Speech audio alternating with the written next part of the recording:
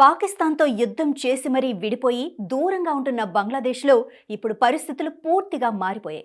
భారత్ సాయంతో పాక్పై విజయం సాధించిన బంగ్లాదేశ్ భారత్తో సన్నిహితంగా, పాక్తో విరోధంగా ఇన్నేళ్లు కొనసాగింది. కానీ షేక్ హసీనా ప్రభుత్వం కూలిపోయి ఆమె భారత్కు పారిపోయి వచ్చిన తర్వాత అక్కడి పరిస్థితులు పూర్తిగా తలకిందులైపోయాయి.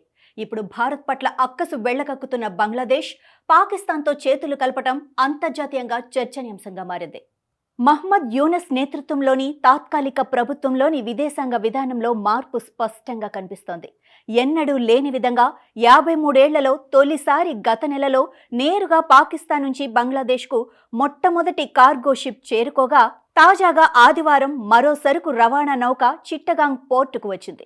ఈ క్రమంలోనే బంగ్లాదేశ్, పాకిస్తాన్ దేశాల మధ్య రోజురోజుకు వాణిజ్య సంబంధాలు బలోపేతమవుతున్నట్లు తెలుస్తోంది. పనామా జెండాతో ఉన్న ఆ రెండో షిప్ 811 కంటైనర్లలో సోడియా యాష్, మార్బుల్ బ్లాక్, ముడి వస్త్రాలు, షుగర్, ఎలక్ట్రానిక్ ఉత్పత్తుల వంటి వస్తువులను చిట్టగాంగ్కు తీసుకొచ్చిందని సమాచారం. పాకిస్తాన్ ప్రధానమంత్రి షహబాజ్ షరీఫ్, బంగ్లాదేశ్ తాత్కాలిక ప్రధానమంత్రి మహ్మద్ యూనస్ మధ్య ఈజిప్టులో భేటీ జరిగిన కొన్ని గంటల్లోనే ఈ పరిణామం చోటు చేసుకోవటం గమనార్హం. పాక్, బంగ్లా మధ్య సంబంధాలు బలపడే దిశగా చర్యలు తీసుకోవాలని షహబాజ్ షరీఫ్, మహ్మద్ యూనస్ అంగీకారానికి వచ్చినట్లు తెలుస్తోంది. ఇక బంగాళాఖాతంలో చిట్టగాంగ్ పోర్టు వ్యూహాత్మకంగా చాలా కీలకమైంది.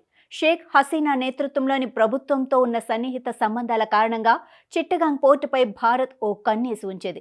దానివల్లే 2004లో 1500 బాక్సుల చైనా ఆయుధాలను స్వాధీనం చేసుకోగలిగింది. అయితే ఆ సరుకు రవాణా వెనుక పాక్ నిఘా సంస్థ ఐఎస్ఐ సూత్రధారిగా ఉందని, వాటిని భారత్లోని ఉల్ఫా ఉగ్ర సంస్థకు అందించడం కోసమే తీసుకొచ్చారన్న ఆరోపణలు వెల్లువెత్తాయి.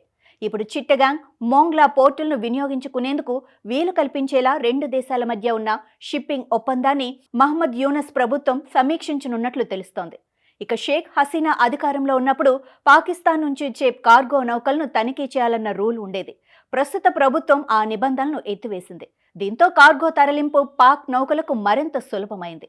అయితే అప్పట్లో పాక్ నుంచి వచ్చే సరుకు మలేషియా, సింగపూర్, శ్రీలంకలో అన్లోడ్ చేసి ఆ తర్వాత ఆ లోడ్ను వేరే నౌకల్లోకి ఎక్కించి బంగ్లాకు తీసుకొచ్చేవారు. ప్రస్తుతం ఆ నిబంధనను ఎత్తివేయడంతో సరుకు రవాణా ముసుగులో ఈశాన్య రాష్ట్రాల్లోని వేర్పాటు గ్రూపులకు ఆయుధాలు సరఫరా అయ్యే ప్రమాదముందన్న ఆందోళన సర్వత్రా వ్యక్తమవుతోంది.